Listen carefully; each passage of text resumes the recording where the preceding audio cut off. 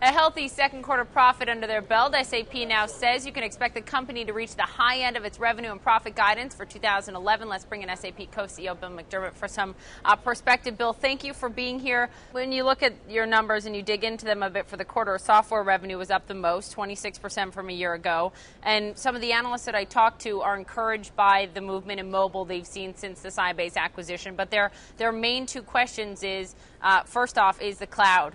And your ability to really push as far as SAP needs to into the cloud.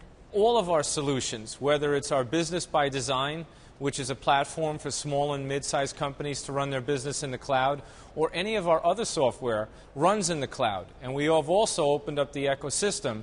Many of our partners also adopted our software as their standard in their cloud.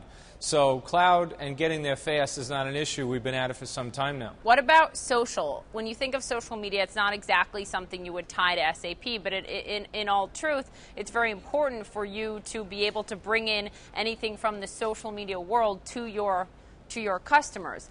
What's your game plan for integration of social? Yeah, it's absolutely right. If you look at HANA, which is our in-memory computing invention, that is absolutely soaring in the marketplace. One of the reasons it's doing so well is the customer takes advantage of structured data right out of their transactional systems, but also unstructured data, which comes from the internet and social networking sites, and we aggregate all that data so the customer has one powerful version of the truth. And again, social media, social networking, and the internet is very much a part of the new SAP. In May when we spoke, you said you were, quote, feeling better about Europe and remain ever strong on the United States. That was May. This is the end of July. How are you feeling now, given all that has happened in Europe and the United States? Same. Really? That's the good news. Yeah, if you look at this past quarter, in constant currency software sales, which is the greatest predictor of demand in our industry, Europe grew 36%. Year over year. The United States grew 35% year over year. Our visibility into these businesses is very good because we run our business on SAP software and we look at the business in real time.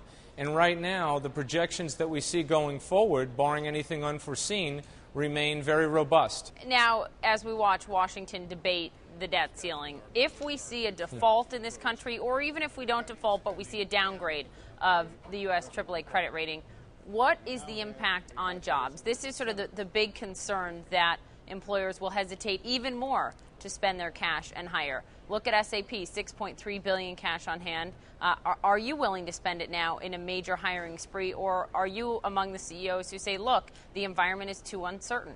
Whether or not this default were to take place, it will not influence our strategy. We will continue to invest in people, continue to invest in growth. Confidence is a free stimulus, and you just cannot inject enough confidence into the United States and the global economy right now. And I think the lawmakers were hired by their constituents to get things done. So jobs will get created, economic recovery will take place, and growth will prosper not only in the United States but around the world. That needs to happen. This is an element of it happening. Let's get it done.